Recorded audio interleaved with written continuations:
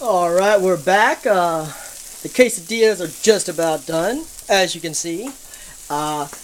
Little trick I want to show you. First off, this helps. Another great find from the 99-cent store. Huge spatula.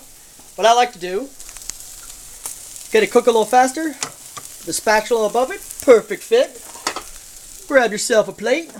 Put it down there. If you want, put a little extra weight. Cooks it twice as fast, pushes the cheese from the center out. Works great.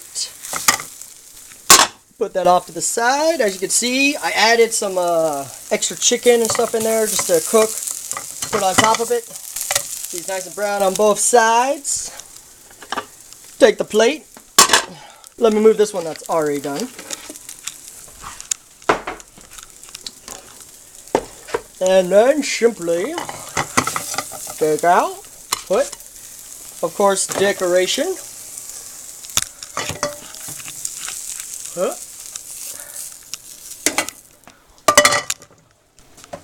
And cut it if you'd like. Let's see if I still got a knife with me. There we go. I'm gonna see if I can do this one-handed. I want to let it cool just a little before you cut it.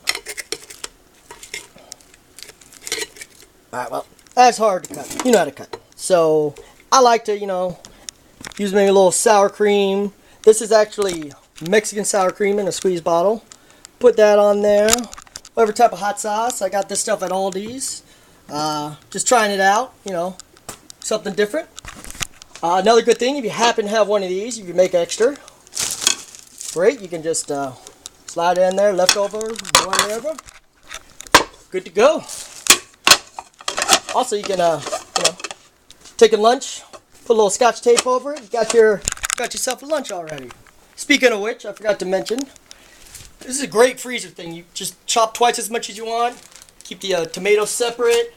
I already threw the onions in, so I forgot. But onions separate because you throw them in first. Then I got the chicken. You can put the corn, everything in there. Freeze it, and then when you need it sometime, it's in the freezer. You throw it out. You add some taco seasoning. You add chicken broth, and you got a meal. So keep that in mind. All right, so let's take a look. We'll go ahead and take this off. Now, wear gloves when doing this because I don't want anyone burning themselves, but move that to the front burner. And as you can see, they're getting pretty close. By the way, I still got it on high temperature. Been about 10 minutes, I would say.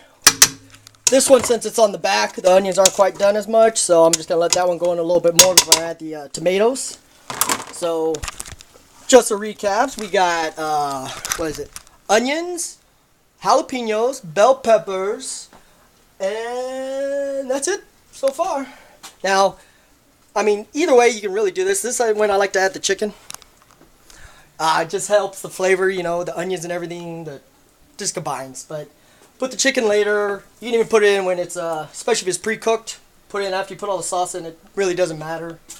I always like to save a little extra, of everything, just to tweak it to the taste, whatever your taste buds are. But here we go. Tomato time. Add those. Just gonna add a half for now. See if I can find my good tool for that. I had it out. Oh, there it is. Here's bad boy. I believe this is another find from 99-cent only. By the way, I do not get paid by 99-cent only, so don't think that. But as you can see, scoops out the tomatoes perfectly. Throw them in. Makes the job a lot easier. So, throw those in. So now we got pretty much everything in. This is when the taco seasoning come in. Now, I usually use 2 to 3 for a thing about this size. It depends on the taco seasoning you get. It depends on the spiciness. You just kind of have to taste as you go through, whatever you like. For now, I'm going to start out with 2. Again, you can always add more if it's not spicy. Also got my extra taco seasoning. Always good to have on hand. And, alright. Also got my corn and beans I'm going to be adding. But just not yet. I'm going to Well, let's add the taco seasoning real fast so we get going.